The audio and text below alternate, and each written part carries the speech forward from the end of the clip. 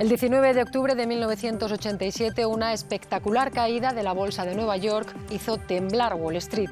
Entonces, millones de inversores se lanzaron a vender 550 millones de sus acciones en un solo día. Los resultados, 850.000 millones de dólares en pérdidas. El llamado lunes negro superaba incluso el desplome de 1929. 5 días después de aquella crisis, Informe Semanal analizaba en este reportaje las causas que habían llevado a esta huida masiva de renta variable.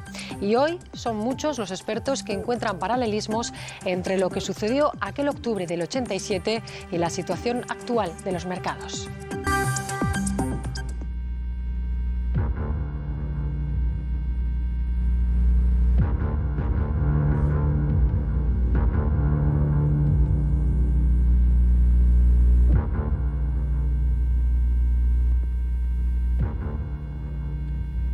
Nueva York, 19 de octubre de 1987. La bolsa baja 508 puntos en una sola jornada.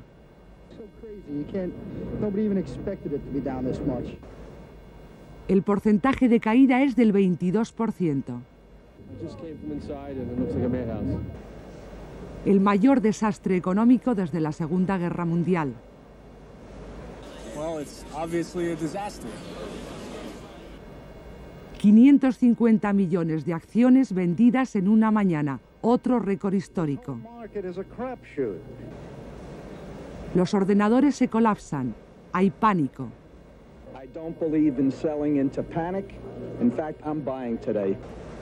Se habla de lunes negro. El balance económico, 850.000 millones de dólares en pérdidas. Las bolsas de todo el mundo son arrastradas en la crisis. Because I'm watching the slaughter of Monday in 1987.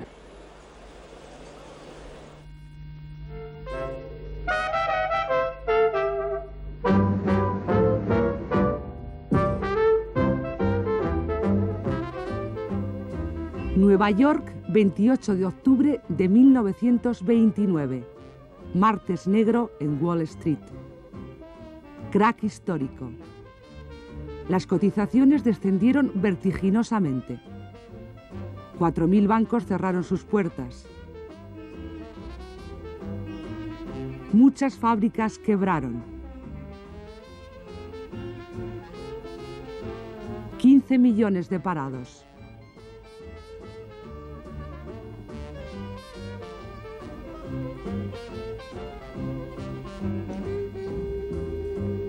Suicidios, pobreza.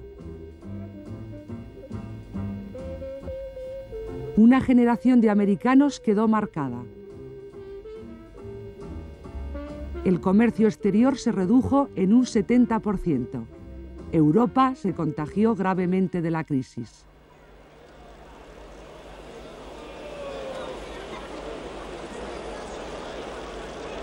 Nueva York, 20 de octubre de 1987. Martes. El fantasma del crack de 1929 rondaba en la mente de cuantos acudieron esa mañana tras el lunes negro a la apertura de la bolsa de Wall Street. En mi opinión, aunque la crisis del lunes negro del 87 representó una caída más fuerte en la bolsa de Nueva York que la del martes negro del 29, la situación es radicalmente diferente, puesto que actualmente la economía americana no tiene los problemas estructurales que tenía entonces. En la sesión del martes 20 de octubre, las cotizaciones suben y bajan a lo largo de la mañana como en una montaña rusa. La Reserva Federal, que es el Banco Central americano, anuncia medidas de apoyo financiero si fuera necesario. La bolsa cierra finalmente con una leve recuperación. Por el momento, se aleja el fantasma del crack del 29. Fundamentalmente, el Estado ha aprendido a consecuencia de la Gran Depresión del 29 de que tiene medios eficientes para tratar de que una crisis bursátil no se convierta en una depresión económica. Esos medios los expuso Keynes en los años 30 y básicamente consisten en que fundamentalmente la política monetaria dé liquidez al sistema, es decir, conceda dinero y que por lo tanto sostenga lo que puede ser la demanda o el gasto nacional. Por si esto no fuera suficiente, existe también la posibilidad de que el Estado intervenga, sosteniendo también la demanda efectiva. Hoy no estamos en el 29 y un crack bursátil no debe convertirse, si los políticos siguen los consejos de los economistas, en una depresión. Pero, ¿qué sucedió este lunes negro para que se produjera tan espectacular caída? Todo son especulaciones y nadie sabe a ciencia cierta la causa. Hay, sin embargo, dos hechos ciertos. Fue la culminación de una semana ya catastrófica, con pérdidas de 235 puntos en el índice Dow Jones, que agrupa a los 30 valores más importantes que cotizan en el mercado. Y sobre todo, el final de un periodo de 5 años de subidas ininterrumpidas que ha hecho millonarios a muchos yuppies americanos. Si todo el mundo anunciaba la caída, si todos conocían los factores que la propiciaban, ¿por qué ocurrió precisamente ese día? La primera causa que se apunta es la especulación, el ser el primero en vender para obtener unos rápidos beneficios.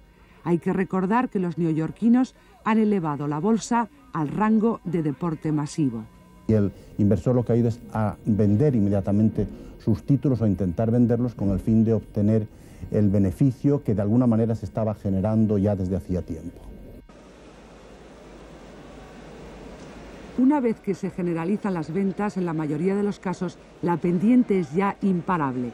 Hay un factor psicológico de contagio.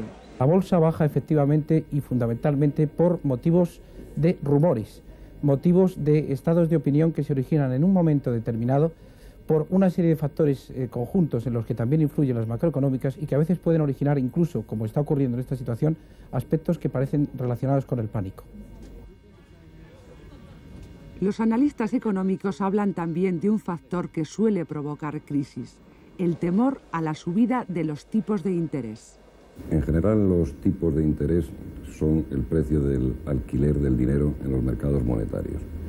En la medida en que los tipos de interés bajan, aumentan las posibilidades de disponer de dinero para inversión, hace más atractiva la rentabilidad de los títulos de renta variable, de los dividendos de las acciones y, en consecuencia, mejoran las expectativas de bolsa.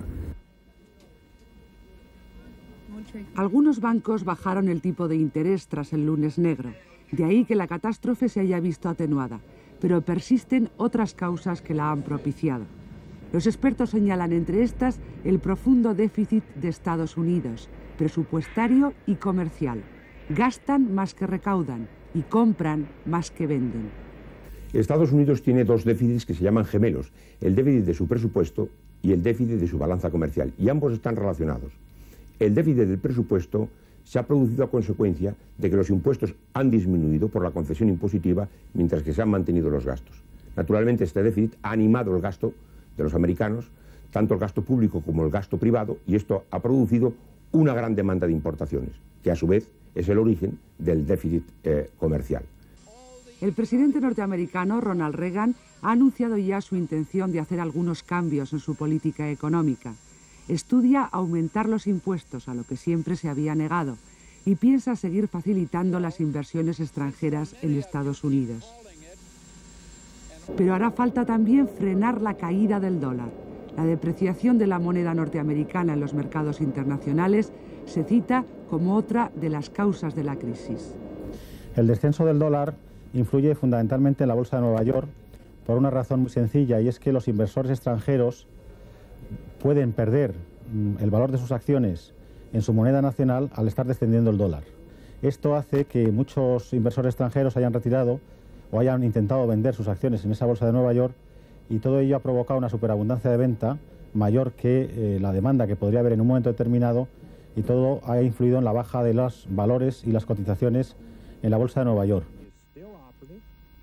Para tratar de fortalecer el dólar, el mismo lunes 19 mantuvieron una reunión el secretario del Tesoro norteamericano, James Baker, y las autoridades monetarias de la República Federal Alemana, porque el marco se había revaluado de tal forma con la crisis de Wall Street que hacía peligrar el equilibrio del sistema monetario internacional. Sin embargo, no han sido solo factores económicos los causantes de la quiebra, según los observadores. La guerra del Golfo, el desgaste de Reagan y la inminencia de la campaña electoral para las presidenciales norteamericanas también parecen influir. Lo peor, sin embargo, es que la grave gripe sufrida el lunes en Wall Street hizo estornudar seriamente a las bolsas de todo el mundo. La más afectada fue la de Tokio, con bajadas superiores a los 600 puntos, pero también sufrieron fuertes pérdidas las de Hong Kong, Sydney, Londres o París. En todos estos países se ha hablado de crisis históricas. Al salirse de Wall Street los inversores en dólares, lo lógico es que como el dinero no se mantiene ocioso, ese dinero se invirtiese en activos en otras monedas extranjeras, las pesetas o marcos o francos, etc. Luego lo lógico en una situación normal es que las bolsas europeas hubiesen aumentado al caer la bolsa de Nueva York. En España la caída el lunes solo representó una media de 5 puntos, pero porque era controlada por los mecanismos que tiene establecidos la Administración. Sin embargo, después de una semana de nerviosismo, ayer viernes la baja de las 4 bolsas españolas osciló entre los 13 puntos de Barcelona y los 6 de Valencia, y aún no se sabe qué va a pasar. La bolsa española no tiene una crisis de confianza. Todos los factores que impulsan al alza las cotizaciones se dan en este momento. La crisis de la bolsa española es una crisis de liquidez, un fenómeno típicamente bursátil, periódico, de retracción provisional del dinero. Las crisis de liquidez se autocorrigen a sí mismas. Durante toda la semana las bolsas internacionales se han comportado con las secuelas del pánico, alzas y pérdidas alternativas para cerrar ayer de nuevo con serios descensos en las cotizaciones.